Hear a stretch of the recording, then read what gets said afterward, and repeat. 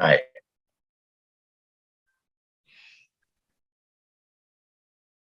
Okay, everyone, I have now opened the webinar and I'm going to be giving a brief introduction as people come into the webinar today.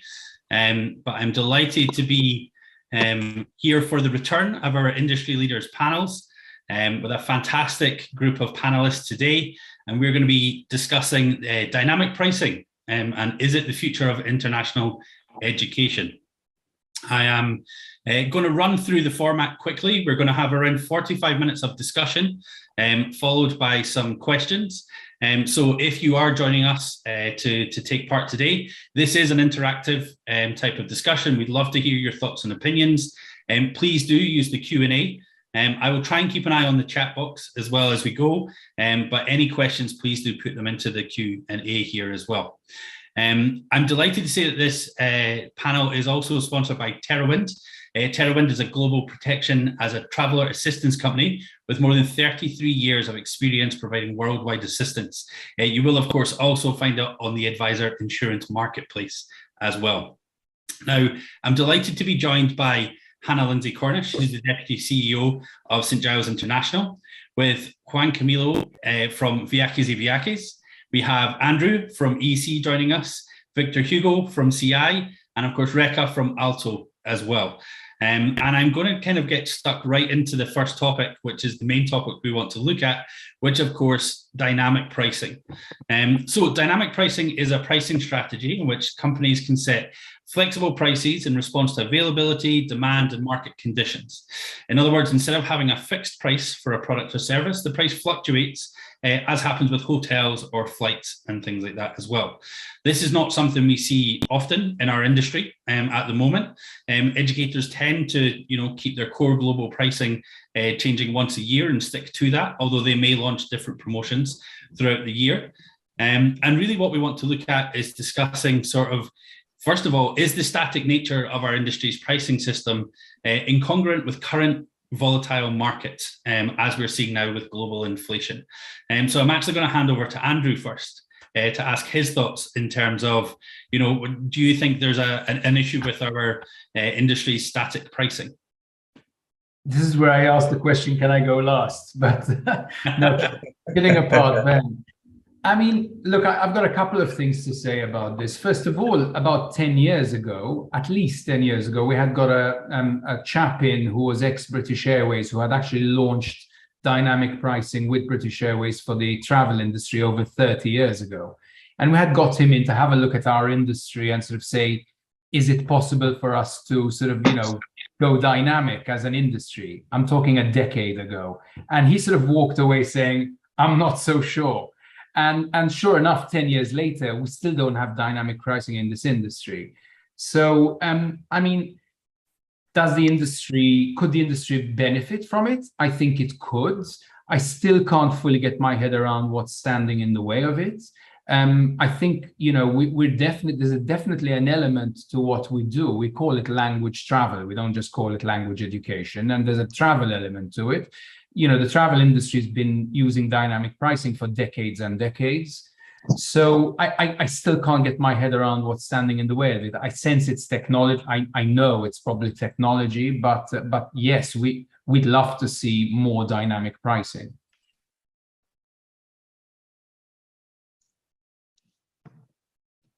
Victor, do you maybe want to jump in here as well? Well, yes.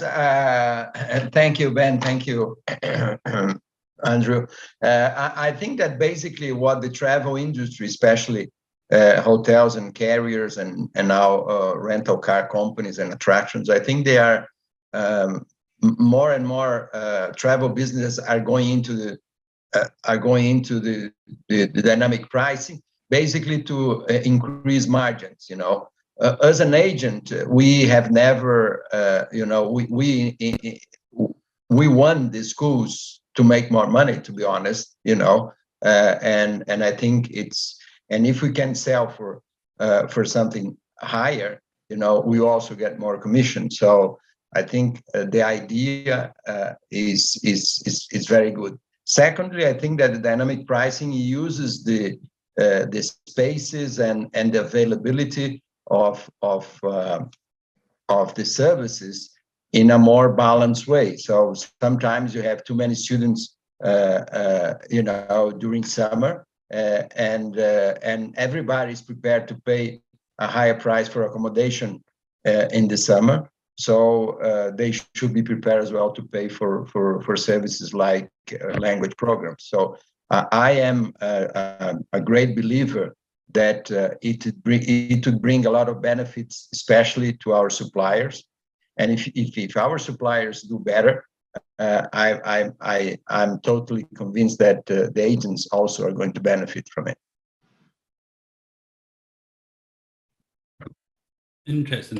Can I jump in? Can I jump in just Hey, because Andrew will know this as well, that at Aalto we've been discussing the dynamic pricing for as long as I remember now, coming up to 13th year with Aalto, and it's one of those things that obviously you have to go through the pros and the cons, and the technology, I believe, is now with the sort of pace that is going at, we are getting there, that we might not have to spend that sort of amount like the airline industry on a system that we can develop. And the other thing is that it has to be something that is very much sort of accommodating the industry's specialities, because we are a very sort of diverse industry. So we won't be able to, perhaps to go as simple as an airline industry, but the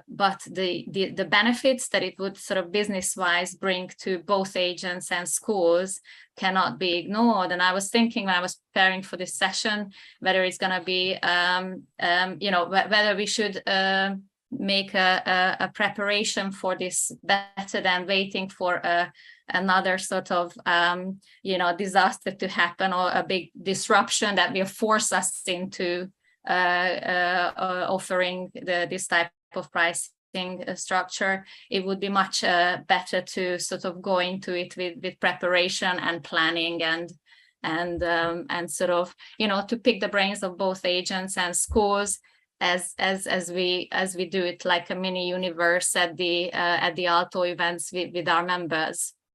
But just on that point of picking the brains of everyone, before we pass on, I'm actually going to launch a quick poll for the attendees as well, in terms of getting an overview of what your thoughts are on dynamic pricing. So I'm just going to launch that before passing on to Juan and Hannah for their thoughts. Okay, Juan, Hannah, who wants to jump in? Okay, I'll go next.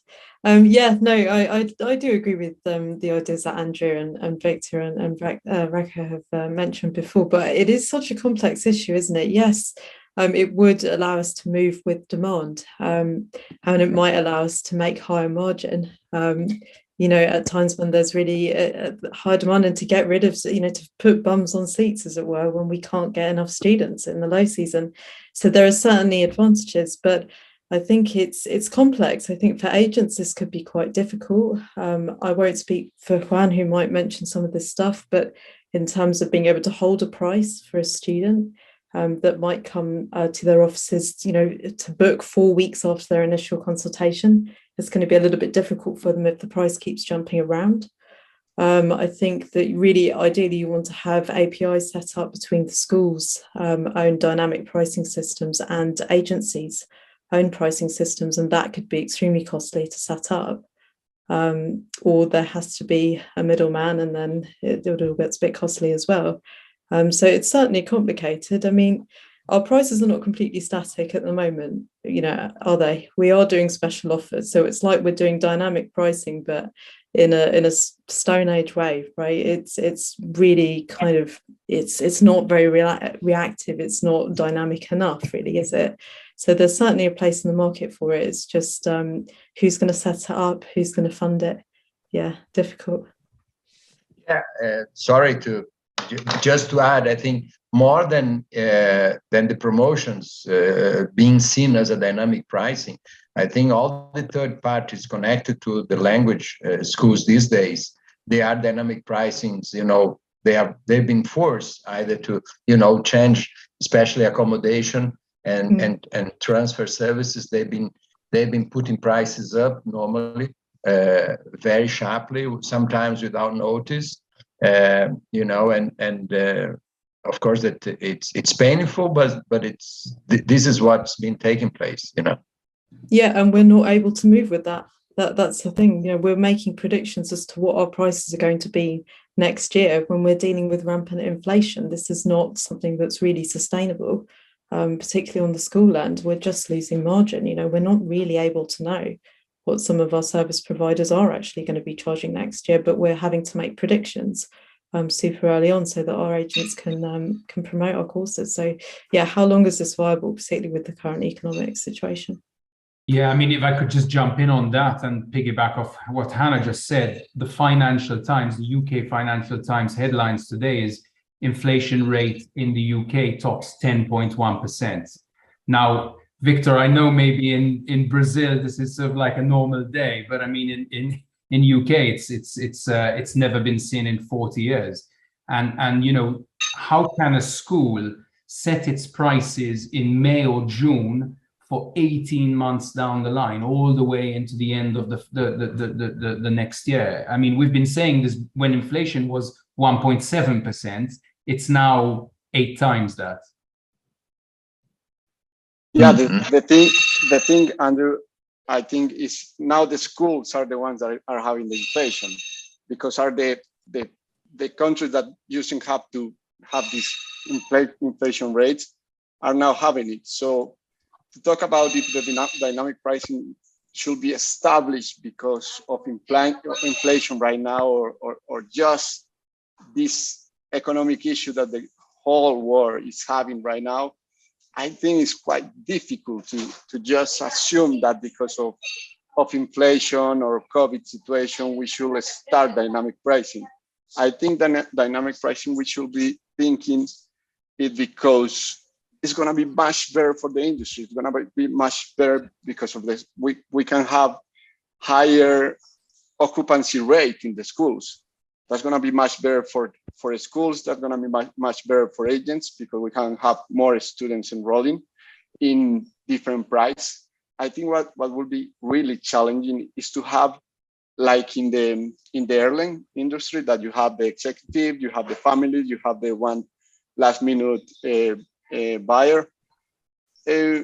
But if we have this in the same school, in the same class, it's going to be quite complicated to have students talking about price and discussing about how much they pay and the difference that they paid. So I think it's something that we have to explore further. But I don't think we should just approach this because of the actual economic situation. Because, for example, as you mentioned, Andrew, in Brazil and in Latin America, it's really common to be dealing with inflation changes and things like that. But now, when it's happening in Europe, when it's happening in the United States, in Canada, in all the countries that we send the students to, if we also put that price, that factor on the price, is going to hit the market for us.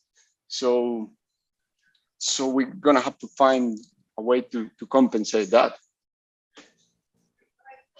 Ben, if I may just jump in one more time, and I agreed with most of what you said, Juan Camilo. I'm using the example of inflation merely as an indicator that it's gone up by about 8 times, but we've been looking at dynamic pricing as an industry and as a company for many years.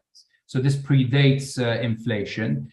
But I mean, let's remember one thing, that dynamic pricing doesn't just mean raising prices, it means making them dynamic. They can go up, and there are times when they can go down. You know, and it I actually just think makes the LATAM agents, this is going to be a great thing, right? Because, you know, we know that it's a popular time to travel, like in our low season, isn't it? In January, you know, we would get our Brazilian students, our Argentine students, and actually that's when the schools are not busy, right? This is not July. And so that means that we should be able to offer, you know, lower prices. This could be a great support to that particular market, I think, you know. So yeah, I think that there are benefits. Also, it's like almost like rewarding people who decide in advance. It's the same way as if you book a hotel 6 months down the line and you say, yes, I'm happy to fix this price. I'm not going to cancel or whatever, then you pay a lower price, or if you want to keep it flexible, then you pay a higher price. And when the client comes through the agent, even that, I mean, this is over to you, Ben, but the technology just has to kind of follow the normal business route here. So the client comes in, they lock the price in for 24 hours or for 48 hours. Think about it. But what you just said, Hannah, 4 weeks to decide about a language course. I understand that it's a bigger decision than am I gonna stay in this hotel for 2 nights or not. But I think that to educate the clients or to sort of, they are more adaptable. Clients are so adaptable. We just saw it during COVID. They were just going online. They just did whatever they could to study the language with whatever they had. So they are more adaptable, and I think that that this has to be sort of decided in the heads of the agents and the schools, and sort of if you have a nice platform where it's all clear and sorted out, then it's just a question of educating the clients. You're right, Rekha, and I think it could be used as a closing technique as well, right? To try and get that student to make a decision nice and quickly so that they can secure that price. But yeah, it requires buy-in from all parts of the chain, doesn't it? From the schools, from the agents, from the students, from the wider customer base. Yeah, it's getting that buy-in. I think it's an interesting point as well, Rekha. If we reference back to the Alto, the discussion you had earlier in the year where you did the survey obviously as well, and you'd seen that most clients were saying, most of the schools and agents were saying they needed to put their prices up by 9 to 10%.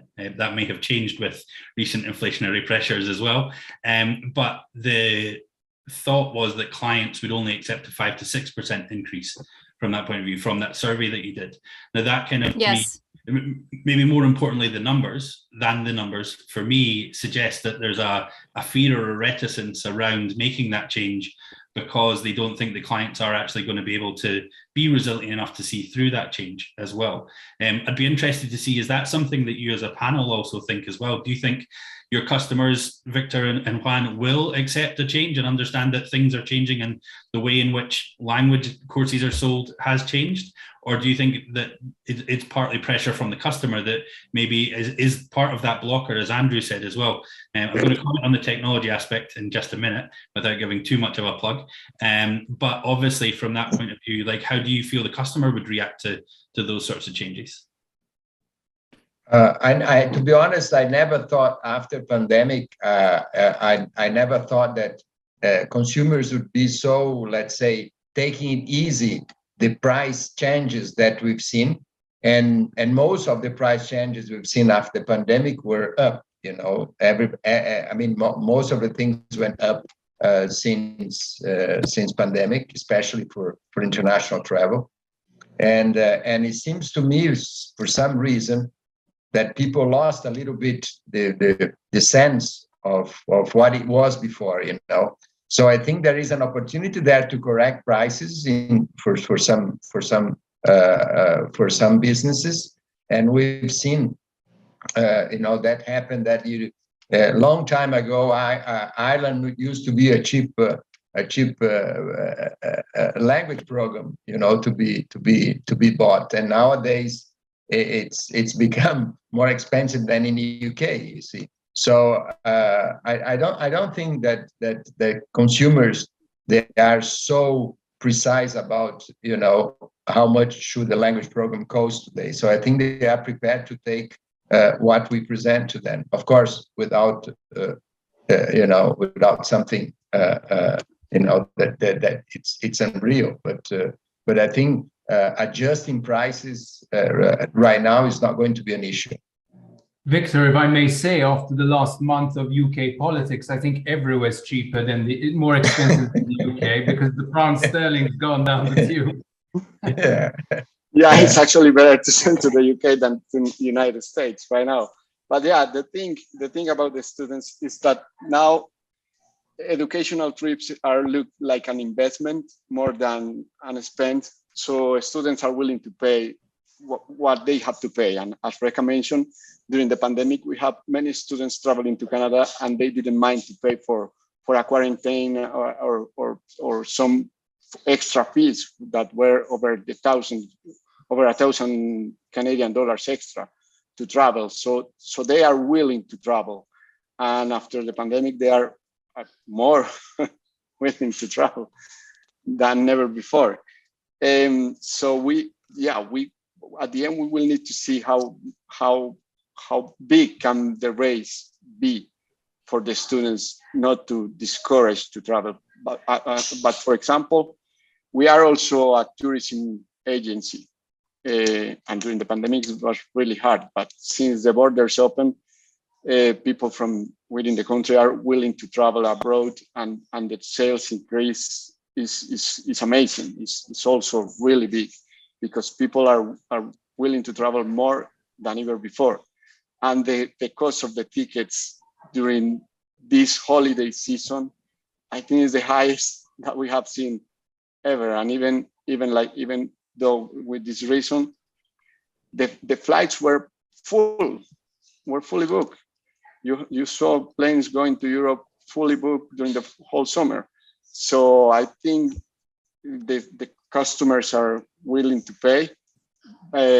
What they don't want is to postpone their trips since they fix a date. So yeah, I think that's a good indicator for dynamic pricing. I think the market will accept it if it's fair.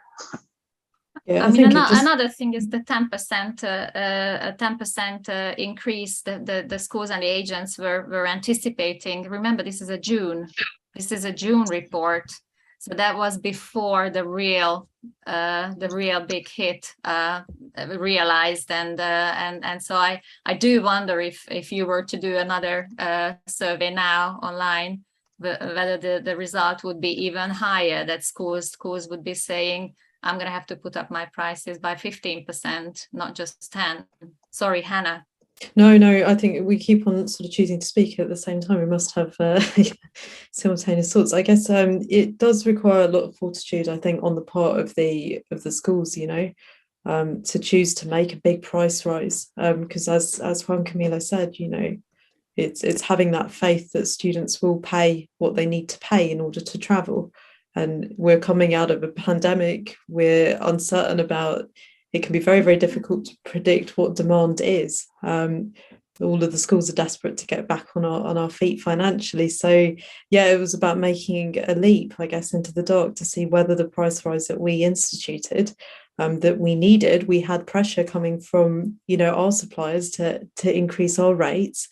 In order to ensure that we kept a margin on products, and also we also need to offer pay rises to staff to cope with cost of living. Whether we understand there's pressures to increase our rates, but we don't want to do so to the detriment of students. We don't want to make our courses completely unaffordable. In a complex economic climate. So yeah, a difficult balance, and it requires a lot of bravery, I think, to make that call. From that point of view, I'd also be interested. I wonder, is dynamic pricing, our conversation about dynamic pricing as well, very English language focused from that point of view? We don't see as much fluctuation, certainly in university prices from that point of view. When a university, they tend to set their fees all year round and people just accept that that's the fees. Certainly with high schools and things like that as well. Obviously, Juan and Victor, you'll be selling sort of all types of programs as well. Do you think that if one moves, everyone has to move to dynamic pricing, or is it the case that some are going to be sort of riding that out? Well, I think that higher education is something maybe that would hesitate a little bit more to dynamic price, but I have no doubt, and my fear, if I were a school owner, would be how to manage this situation, because basically you have to add another piece of information to come up with the price, which is the booking date, which nowadays it doesn't matter, when you book, so the price is fixed. So this extra piece of information would be nearly impossible to do manually in a way, so I think it's challenging for the schools to, to manage the fee collection properly with this extra detail, which means a lot. But other industry also had problems when they first adopted the principle, and now nobody's doubt that the date you made the booking or how much it was and how much you paid. So I think we have to sort it out ourselves. Yeah. I think the EFL product in itself is more dynamic than the high school or university, product line, really. We offer weekly start dates. We run throughout the year. It's just more flexible, I think, in that way. So we're also a cheaper product compared to the university and the high school, product line. So we need to appeal to a customer base that is a bit more price sensitive, I suppose. And there's that feeling that if a customer wants to go and study university abroad or high school abroad, they're going to go. They're going to go and they're going to pay what is needed. And the issue with the EFL is I can put it off to next year. I put it off to next summer, or I can just be a bit flexible with my plans. I can go to Ireland as opposed to the UK. So I think if the industry is going to move to dynamic pricing, EFL is sort of the natural starting point. That's what I think. Ben, I mean, if I may just pick up from what Hannah's just mentioned, and I also noticed a question from somebody in the Q&A from an IB school. I mean, I'm also involved in K through 12 education, as you know, and we have 2 schools with kids from the ages of 2 all the way up to 18. When a student comes into one of our pre-kindergarten classes at age 2 or 3, we know they're going to be with us for about 15 years. So, there isn't really anything dynamic about that. We know they're with us. We change our prices once a year. Incidentally, the uplifts we've been putting in lately have been about 5 to 8%, which parents sort of understand and accept. But the nature of language travel is far more dynamic. You have people who come for as short as 2 or 3 weeks, others who come for much longer, So I think our industry, language travel at least, lends itself much more to something dynamic. And we had a quick chat with the board actually today, and I was sort of asking their opinion just to make sure that it's not just what I think. And the idea of, because we were going to create a working group anyway within Alto to discuss this topic and to make sure that we are looking at it from all angles. We're going to have agents and schools, and hopefully, Ben, maybe you can come on this working group to have your input. But the idea came up whether dynamic prices is kind of just a too scary sounding word, and whether we should use adaptive pricing instead, so that just to sort of suggest that we are doing this to make the prices and is just an adaptive, not dynamic. We're not so crazy, but still to serve the benefit of the schools and agents. So that's I don't know if this panel seems to be very pro dynamic pricing, and I was expecting a little bit more pushback, to be honest, from the agents. So there you go. The more we talk about it, the more. The beauty of dynamic prices, and the way the other industries or the other sectors moved into this space is that you don't have to dynamic price every item of your portfolio. You should start just for the most basic things. So let's do summer and winter prices, and that's it. Or you can select those very, very busy weeks, which nobody has doubt about which weeks they are. And then do something special for those occasions only. And then with the time, you can do then full dynamic prices in a way, So I think that you have to start somehow. For your information, that some patches that we pay net prices, we've been dynamic pricing for a while, and we are going to move more aggressively into that space, because you never know what destination is going to be, number one in July 2023. So You think it could be Toronto, but it might be London. It could be Malta. It could be another place. So then, if you have a limited number of spaces for that particular destination that became heat, then you can manage prices, because you have to reduce prices where the destination is not so sexy. You see, so I think we have to start it. Yeah, Rick, I think we are openly receiving the dynamic pricing because sometimes it's better to have the school increasing prices than closing classes and availability, because sometimes for example, for nationality mix, we got the news about, we know that in Malta, the offer of the schools is not that high, for example. So sometimes they just close the offer because of nationality mix. But if the offer is becoming so high, why not to increase prices instead of closing offer? So it should be really good. And during low seasons, we will be able to offer lower prices for students also. I think for short-term students, dynamic pricing is a really great opportunity, and to find great deals. It will be much more comparable with airline travels and luxury travel. But I think the challenge is for long periods of students, for example, higher education or more than 24 weeks programs, because they're gonna be they're gonna be in different seasons. They're gonna be in different in the whole year maybe. So they don't want their program to be changing prices, or some weeks to be a low price and the others to be on high price. They want to pay the same, I think, and they prepare in advance, because when also that's something to bear in mind is the visa issue.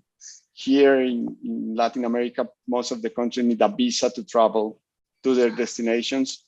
And when you need a visa, you need to plan in advance, because your visa, you're gonna need at least 3 months more.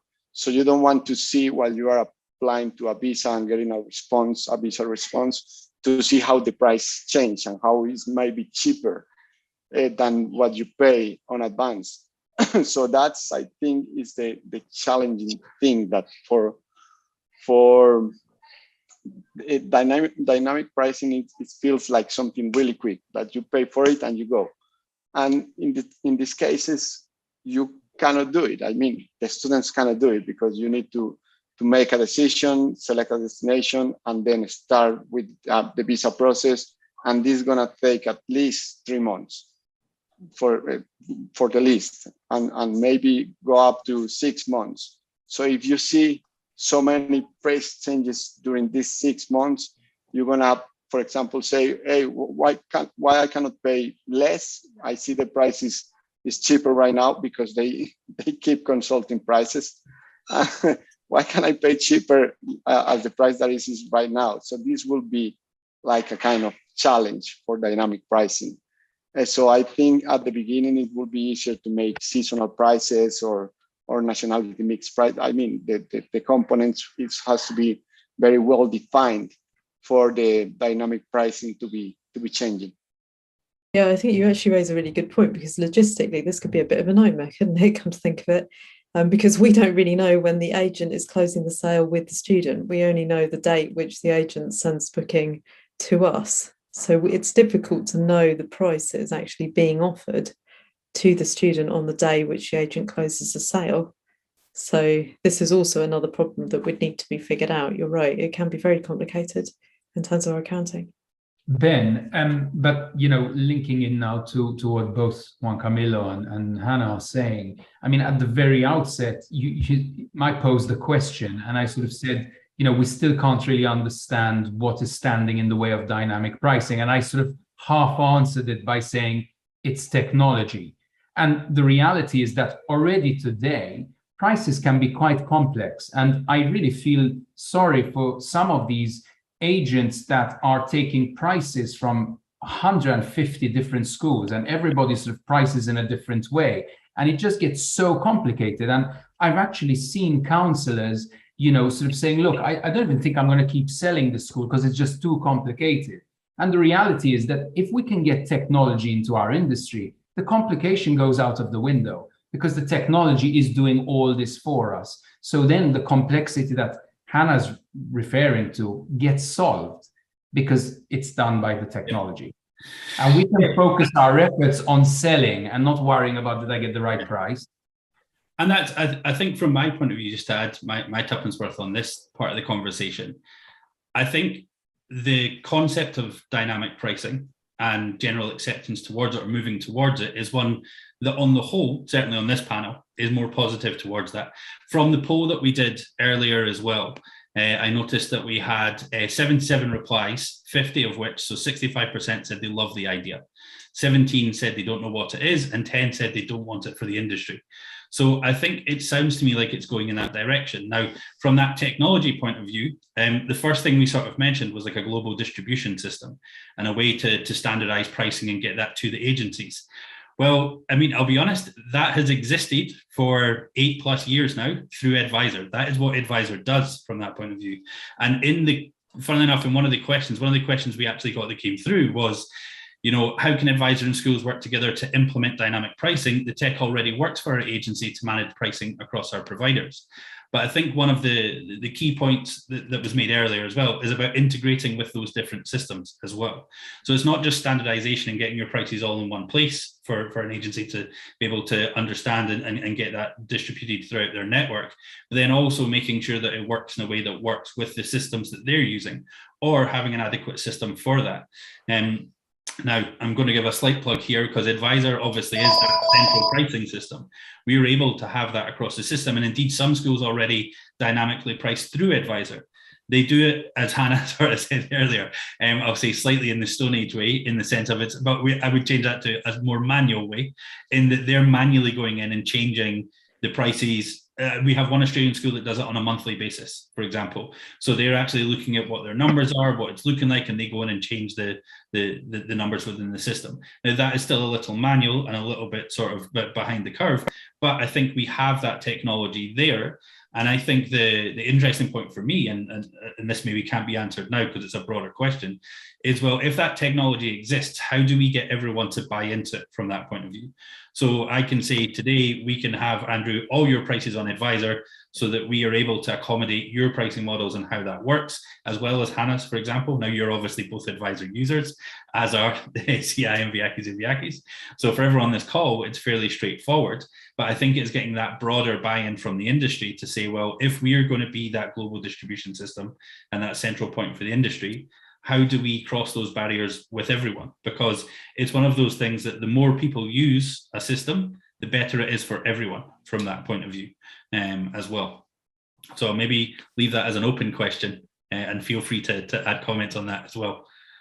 Here. Yeah, I think the easier that Edvisor can make it for us to implement dynamic pricing, the better. What schools don't really want is a massive headache, in terms of updating those prices. And really, true dynamic pricing is it's not really working on manual input, really, of rates. It's working on algorithms that are more complicated than that. So it's really whether that technology, in truth, really exists. And I don't. Correct me if I'm wrong, Ben, but I don't know if it completely does it really? So it partially does. And again, this is, dare I say it, this is something Rekha and I have discussed a couple of times as well in terms of what do we develop at Edvisor? What have we got up our sleeve? Well, we've got a couple of things up our sleeves, first of all, but we move partly with what the industry is doing as well. So if Juan and Victor come to us and say, hey, we really need this functionality and we need to be able to do that, that's where we look at introducing that into our product roadmap. And dare I say it, it's kind of a bit of a chicken and egg situation. Do we develop the technology so that everyone will then adopt it? Or does everyone tell us they want that technology so we can develop it for it to be used? And I think that's an interesting balance to strike as well. One bit of, for example, something we're working on, I think this is actually important to what you mentioned earlier, Hannah, as well, about the point of sale purchase. Dare I say it, dynamic pricing in one sense can't work unless you have a point of sale purchase, at which point you know when that sale has happened. And the agency is making that sale at that time. If we have that time lag 4 weeks, 6 weeks, sometimes 3 months I've seen between a student quoting and then going and actually booking the final program, then it's harder to implement something like dynamic pricing because the prices will change in that interim period. We actually have an e-commerce tool at Edvisor that allows you to do point of sale purchase as an agency or as a school. It's also going to come with a wallet so that you're actually able to process that payment and indeed pay the school automatically if you want as well. So that could be a fully automated system from that point of view. And then it comes back to sort of the question of, well, if we have that technology developed, is it going to be accepted and then sort of roundly used by the industry? If I may jump in, because you posed the question, sort of what comes first, the chicken or the egg? And I would say build it and they'll come. I think you just need to build it because the industry's been sort of clamoring for this and now increasingly on this call, we're seeing for some time. But I mean, while Edvisor does this pricing service for agents and schools, the problem that's still missing is there isn't a distribution system that is globally patched into schools and agencies where that agent sitting in Barranquilla automatically books that student face-to-face or online, and it automatically comes into EC London and it's in there at the price that it was booked at. And you know what? You're going to go away and think about this for 6 weeks. The price is going to change and it may go up. So book now. You know, fear of missing out. This is the whole idea of dynamic pricing and booking systems. Well, when you're developing this system, I would like to volunteer Aalto members to be a little bit of a brain for you, because we are obviously, on this call as well, we are gathering an enormous amount of brain power and experience from the industry, and it's important to understand that it's both agents and schools, because whatever you're developing with schools and you're running sort of this way full speed, it might be completely clashing with what the agents want. So I think when you're conducting these conversations and trying to develop this system, then it will be important to listen to both sides before you. Hugely. I mean, that's the whole thing. Edvisor is there as a technology that's designed to help both sides of the sales process. Well, all three sides of the sales process. Ultimately, we want to make it as easy as possible for B2C sales for agencies, as easy to work together as possible for B2B partnerships as well, and as easy as possible for schools to then distribute that information and have that functionality as well. I think that's a really interesting point you make, Andrew. At the moment, indeed, a council in Barranquilla could sell to a student right in front of them and send that booking directly through to EC through the system straight away. I think what's missing is that integration with your internal system there from that point of view. And that's definitely something I think that can be worked on and can be worked out from that point of view moving forward as well. But I think it's a really interesting point to look at, well, how do we make that end-to-end sale as seamless as possible from that point of view as well, which I think is going to be the key to us ultimately looking at how dynamic pricing sort of is introduced as well. I'm actually going to move on now. We try and split this as 45 minutes of discussion, 15 minutes of questions. And I have to say, I actually have the largest number of questions I've had in a panel come in so far. So I'm going to start working through some of these. Now, apologies if we don't answer your question. I can see someone sent a question about my beard that will definitely not be getting answered. But to answer a couple of people, we will be sending out a recording of this presentation as well. So all our webinars are recorded. If you're joining us today, you will have signed up on the sign up form and you'll be sent a recording. We'll also publish this through a blog post as well, and we'll be able to send it out to you if you would like that as well. Okay, I'm going to jump into these questions, and I'm going to point out first, as I always like to do, these questions are not coming from me, but from our attendees. So if there's any pejorative questions in here, feel free to dodge them as well. And I'm actually going to broaden this slightly. So one of the first questions we got was, why are agents sort of asking for more discounts if they feel that they can sell at higher prices as well? Now, I know that's quite a pointed question, but I suppose it's a fair point to make, that if we're going to be looking at dynamic pricing for schools in future, what effect does that have on market discounts? Does it mean that people are going to be constantly pushing just for the cheapest price, or do you think that there is that ability to sell at that higher price as well?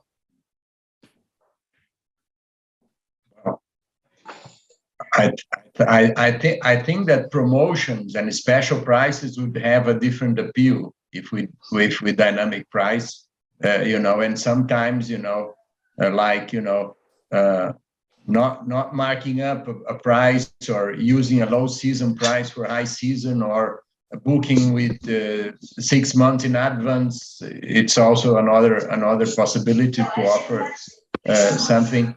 So I think the way we do promotions today in our sector would change, and of course that the owner of the prices are the schools and the suppliers, so they would have to manage it, and of course they know how to manage in their benefits as well.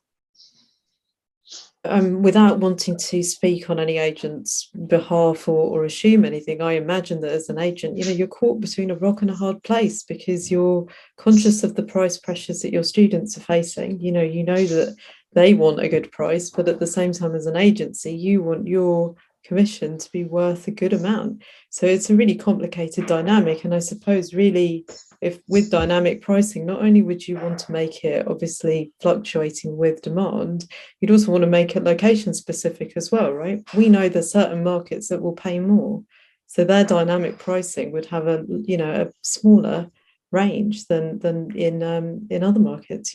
So it's, why hasn't dynamic pricing been implemented? I mean, this is really the thing. It's just so complicated, isn't it? Yeah. Yeah, I think that the good thing with the dynamic pricing is people gonna, the one that comes early or that get a good price, they're gonna feel the discount for themselves. And it's not that we ask for discounts all the time. I think it's how the market is prepared right now. The market is a discount market, especially for Latin American markets, that is more expensive to get a program here right now. And with the increase of the currencies, with the currency exchange right now, the peso, for example, had a devaluation of 10% during the last 3 months. So right now it's still 10% more expensive than 3 months ago to have a program. So and with the amount of agencies that are right now in the market, there are many agencies that doesn't respect like the price according to what the school said, that they give a 5% extra discount because they don't have the same overall, so that the big agencies and things like that. So it's something that is implemented in the market right now. I think with dynamic pricing that will change, because we're going to be selling and saying, okay, this school is close to be full in this period of time, so this is the price that you have right now, and there's many amount of Colombians or Peruvians or Ecuadorians right now there. So if you want to be in the class with less of your nationality mix, or less, or in this time of the year that is already almost full, so we're gonna have the price defined because of we can give value or things like time of the year, nationality mix that I have mentioned before, during if it's day or night. So we're gonna have more things to give value to, and if we can transfer this value to the customer, at the end they might be willing to pay more because of that. But we need to raise this aspect of value, that they feel that they are paying more because they are having something different.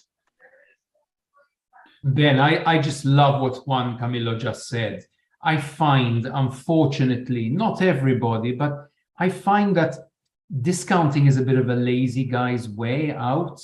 When you don't know how to value sell, then price is the sort of the easy way out. And the reality is what Juan Camilo is talking about is value selling. It's about building up all those values that makes this program more more prestigious, more valuable than something else. And in fact, one of your questions from one of the attendees is around the fact that there's no sort of rating system within our industry. I mean, I've visited many schools, as you can imagine, and I wouldn't say that all schools are 5-star. Some are 4, some are 3, some are 2. You know, but we don't really do a lot of this value selling, I find. I mean, some agents are very good at doing it, but I find generally it's not really done.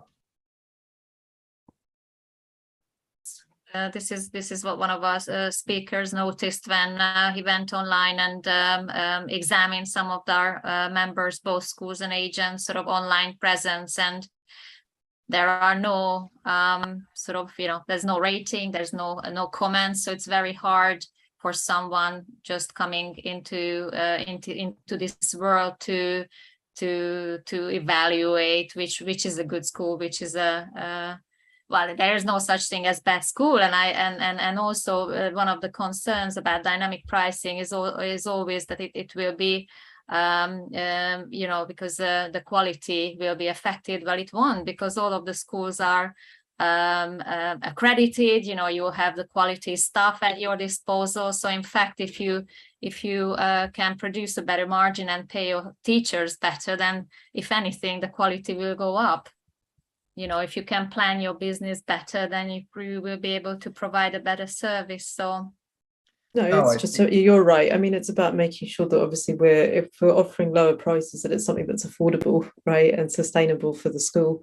And if it's market driven, if it's supply driven, then it will work out. I'm not too worried on that side of things. And you know, so often as a school, you've got fixed costs, and if you're running a class for 4 or 5 students, anything above that is just bums on seats. It's just extra margin.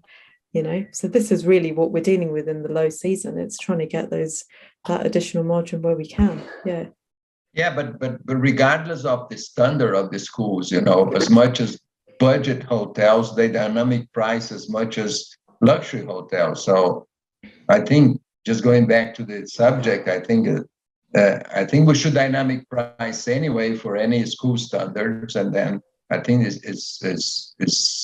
I think none of us are naive enough to say every 2-star hotel is better than 1-star hotel or vice versa, you know, because we know that the star way you put on the hotel sometimes has been done many years ago, you know, or was made a long time ago, so they are out of date now.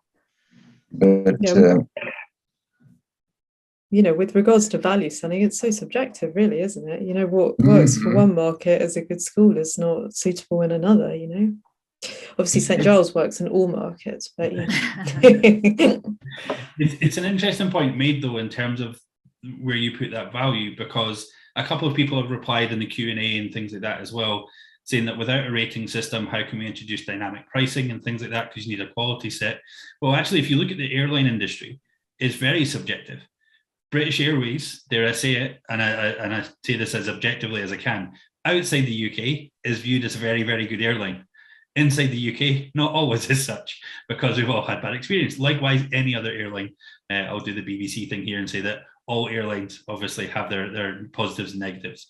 But essentially, you kind of have the same situation, that it comes back down to a subjective sort of viewpoint here. And that's where, dare I say it, there's still obviously the massive thing about going back to the fact that we're an industry based on relationships as well. And that's, I think, something that can't be discounted too much from this whole conversation, not to use the D word again. But from that point of view of it's still a relationship-based industry. You're still going to work with the partners that you know best and know well. Your counsellors are still going to react to the people who give them the best support from that point of view.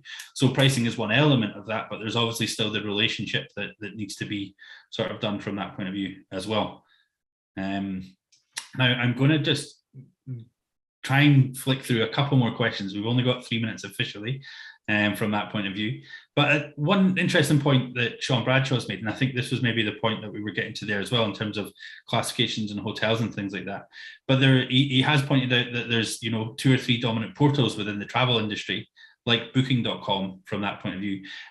Victor and Juan, as agents, are you fearful that something like that would develop and maybe sort of take the place of some agencies and things like that? Or do you think there's still, that's not going to be a similar instance with languages? You know, I think it depends. In places where you have very decent and professional agents, I don't think the online is going to take over for international education business.